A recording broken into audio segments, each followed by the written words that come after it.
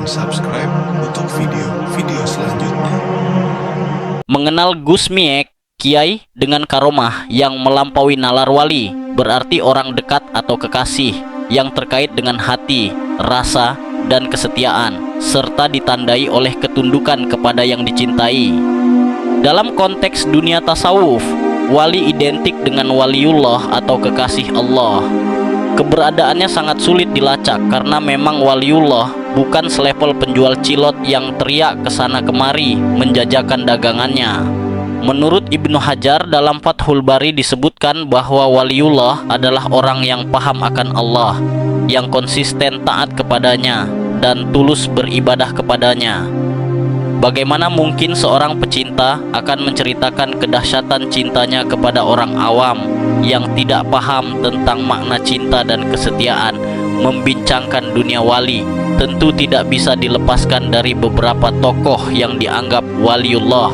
Salah satunya adalah Gus Miek. Sosok yang oleh penggemar setianya ditengarai sebagai waliullah ini tidak serta-merta berbangga hati.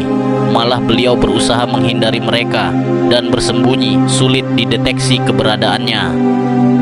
Beliau tidak ingin disebut waliullah, kiai, atau apapun sebutan mulia lainnya. Gus Miek mempunyai nama lengkap KH. Hamim Jazuli adalah sosok kiai yang legendaris dengan cerita karomah yang menginspirasi banyak orang. Lahir pada 17 Agustus 1940 di Kediri, Jawa Timur, Gus Miek dikenal dengan gaya dakwahnya yang unik dan tidak biasa. Ia kerap mendekati komunitas yang dianggap jauh dari agama, seperti para penjudi dan pemabuk, untuk menanamkan nilai-nilai spiritual Islam. Dakwah yang dilakukan oleh Gus Miek dianggap unik karena beliau sering memasuki tempat-tempat yang tidak lazim untuk menyampaikan ajaran Islam, seperti diskotik dan tempat perjudian. Salah satu cerita menarik adalah ketika Gus Miek pergi ke diskotik dan bertemu dengan seseorang yang sedang minum minuman keras. Gus Miek mendekatinya dan mengambil minuman tersebut, tetapi tidak menelannya. Alih-alih, beliau membuangnya ke laut melalui mulutnya. Metode dakwah Gus Miek tidak terikat pada konvensi. Beliau pendiri amalan zikir jamaah mujahadah lailiyah, zikrul ghafilin, dan Sma'an Jantiko Mantap, sebuah gerakan zikir yang dilakukan pada malam hari guna membimbing umat untuk mendekatkan diri kepada Allah. Meski metodenya seringkali dianggap tidak lazim, keberhasilannya mendekati berbagai golongan masyarakat sulit disangkal. Pada suatu waktu, Gus Miek berada di tepi sungai Berantas dan menyaksikan orang sedang memancing. Ketika terjadi banjir besar, Gus Miek tidak sengaja tergelincir ke sungai dan terseret oleh pusaran air. Beberapa jam kemudian, santri yang ditugaskan oleh ayah Gus Miek mulai mencari di sepanjang tepi sungai, berharap Gus Miek bisa tersangkut atau berenang ke tepi, tapi tanpa hasil. Kemudian yang mengejutkan, Gus Miek muncul dari tengah sungai, berdiri di atas air yang hanya mencapai mata kakinya. Hal ini karena saat itu Gus Miek berada di atas punggung ikan yang sangat besar, yang menurutnya merupakan ikan peliharaan dari gurunya, yaitu Nabi Khidir.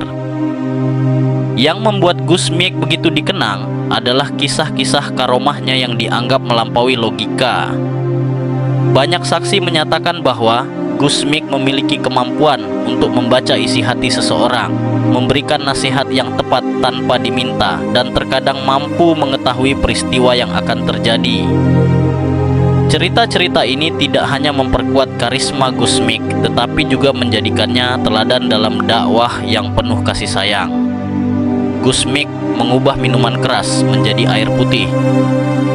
Ini berawal dari kesaksian seorang pemilik sebuah rumah makan di Perak, Jombang, menceritakan bahwa suatu kali Gus Miek menantang beberapa peminum berat untuk berlomba minum alkohol di warungnya. Gus Miek meminta beberapa kerat minuman alkohol disediakan, lalu mereka mulai minum bersama hingga habis banyak botol.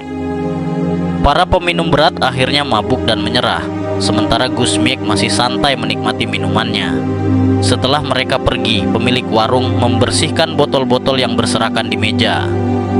Saat membersihkan, pemilik warung menemukan botol minuman Gusmiek yang masih berisi.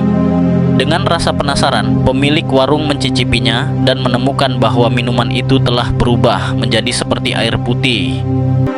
Gusmiek wafat pada 5 Juli 1993 dan dimakamkan di Desa Tambak, Kediri. Hingga kini, makamnya menjadi tempat ziarah, sementara warisan spiritualnya terus hidup melalui jamaah dan para pengikutnya.